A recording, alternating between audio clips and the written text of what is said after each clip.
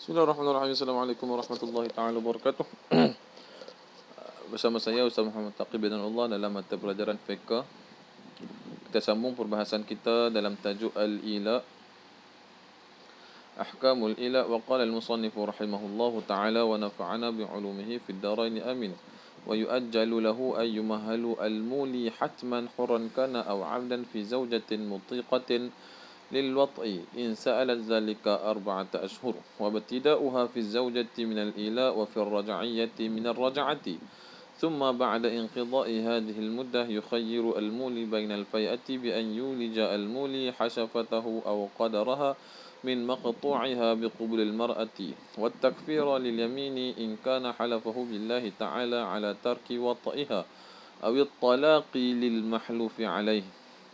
Waqala al-musannif telah berkata setelah mana kita bincangkan, kita perbahaskan perkataan musannif pada pelajaran yang lepas berkenaan dengan ta'rif al-ila dan juga lafaz-lafaz al-ila. Di situ ada 3 lafaz daripada untuk terjadinya sesuatu hukum itu sebagai ila dengan 3 lafaz. Yang pertama, dia melakukan sumpah atas nama Allah Subhanahu wa taala, dan yang kedua dia melakukan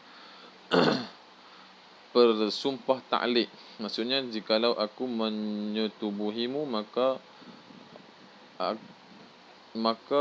kamu telah kuceraikan. Ta'liq dia meletakkan cerai. Dan yang ketiga dia meletakkan ta'liq dan meletakkan ta'liq in wati'tuki fa'alayya salatun aw saumun aw hajjun. Jikalau aku menyetubuhimu maka wajib ke atas aku solat, puasa dan sebagainya. Jadi 3 keadaan ni jika berlaku, dia terlafaz kepada isterinya, maka berlakulah hukum ila. Okey, kita sambung. Wa yu'ajjalu lahu, maka diberi tempoh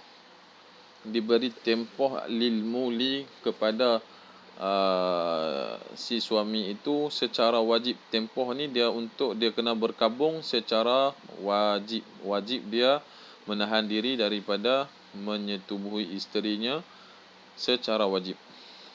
Hurran kana aw 'abdan, sama ada, tidak kiralah sama ada si suami ini hurran, merdeka ataupun hamba, fi zaujatin mutiqatin, pada isterinya yang dia boleh untuk menyetubuhinya.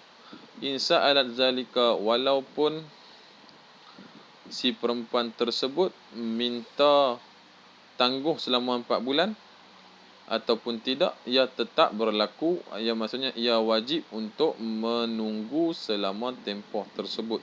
4 ashur, 4 bulan dan ke atas. Bukan 4 bulan ke atas, silap. Atas 4 bulan. Kalau 4 bulan ke bawah, dia tidak dikira sebagai ila, dia hanya sumpah biasa. Wabtida'uha fi zawjati minal ila, dan bermulanya tempoh ila ini kepada isteri. Mulanya minal ila, apabila dia melakukan sumpah tersebut, tentulah mulanya itu untuk si isteri. Wa fi raj'iyati minal raj'ah, dan bagi isteri yang kena talak raj'i, ketika mana bermulanya sumpah ila, ketika dia melakukan rujuk kepada isterinya. Contoh keadaan dia telah menceraikan isterinya. Dalam tempoh iddah si isterinya tu, dia telah melafazkan sumpah ila. Faham? Dia cerai isteri dia dengan talak raj'i, dan dalam tempoh iddah raj'iyah tu dia telah melakukan ataupun dia telah melafazkan sumpah ila. Kemudian dia telah rujuk kembali isterinya tu dalam tempoh rujuk ni. Maksudnya dalam tempoh rujuk dia kembali bersama isterinya. Jadi sebelum tu kan dia telah melafazkan sumpah ila. Bilakah bermulanya? Bermula ketika mana dia rujuk kembali kepada isterinya. Jadi mulanya di situ. Summa ba'da inqidha'i hadhil muddah yukhayyiru al-muli. Kemudian setelah selesainya tempoh ini, setelah berlalunya tempoh ila ni, 4 bulan, 5 bulan, 4 bulan 10 hari, 4 bulan setengah, 5 bulan, telah selesai, telah tamat. Maka apa yang perlu si suami itu lakukan? Yukhayyiru al-muli. Si suami tersebut ataupun si muli itu dia kena pilih di antara dia kembali kepada isterinya ataupun dengan perceraian. Bainal fai'ah awit talaq. Macam mana dia nak bersama kembali dengan isterinya? Macam mana dia ada nak fai'ah dengan isterinya? Bi an yulija al-muli hasafatahu aw qadaraha min maqtu'iha bi qubulil mar'ah. Dengan cara dia memasuki, dengan cara dia setubuh lah. Di situ dia kata dengan cara memasukkan si suami itu hasyafah, kepala helmet dia. Tak faham kepala helmet dia maksudnya zakarnya ataupun sekadarnya ke dalam faras wanita ataupun ke dalam kubul si isteri tersebut bersama wat takfir, dalam keadaan dia kembali kepada isterinya, dia juga harus wajib membayar kafarah. Wat takfir menjadi maf'ul ma'ah, maksudnya dia boleh rujuk isterinya bersama dengan dia membayar kafarah yamin. Kafarah sumpah dia tu jikalau dia bersumpah ke atas nama Allah, maksudnya dia melafazkan sumpah ilak tu dengan dia kata wallahi wa billahi wa tallahi wa warrahmani dan sebagainya. Kalau dia melafazkan sumpah macam tu, habisnya tamat tempoh, dia kembali rujuk kepada isterinya, maka dalam keadaan itu dia wajib juga membayar kafarah. Melainkan dua keadaan yang satu lagi, dia melafazkan sumpah itu dengan dia mentaklikkan perceraian ataupun dia mentaklikkan solat. Maka setelah selesai tempoh tu, tak ada masalah lah. Dia hanya buat yang tu je lah. Okey. Ataupun si suami itu diberi pilihan untuk dia melakukan perceraian awit talaq lil mahlufi alaiha. Fa in imtana'a az-zawju, dan setelah selesainya tempoh ilak tu, si suami itu kan diberi pilihan antara rujuk bersama isterinya bersama membayar kafarah ataupun melakukan perceraian. Kalau si suami ini enggan, dia tak mau rujuk, dia tak mau talak, dia tak mau cerai.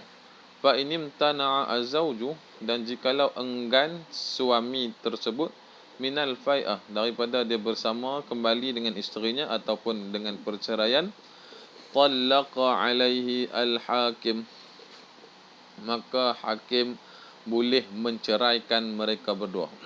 Hakim boleh meletakkan ataupun boleh melafazkan cerai.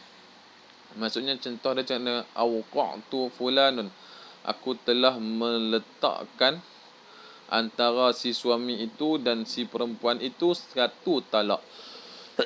Satu talak, talqatan wahidatan. Hanya diberi kuasa kepada hakim hanya satu talak. Fa in talaqa aksar minha lam yaqa', jika dia melakukan talak lebih daripada satu, maka tidak berlaku talak tersebut. Hanya berlaku satu.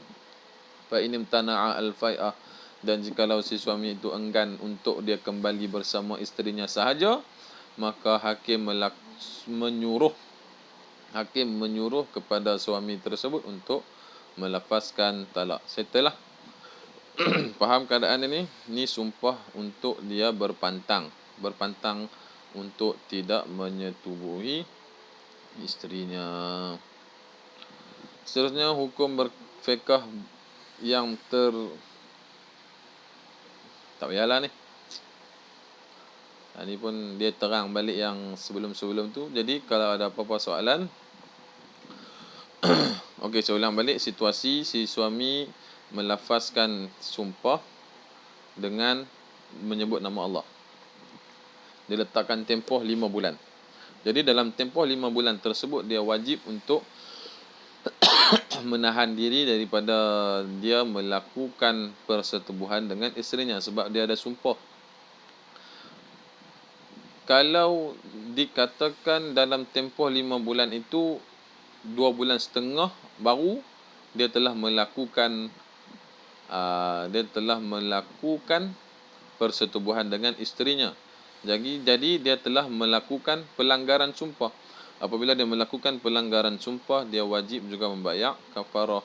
Apabila dia bayar kafarah, setelah kembalilah hidup bersama dengan isterinya yang tercinta dengan kehidupan yang lebih bahagia.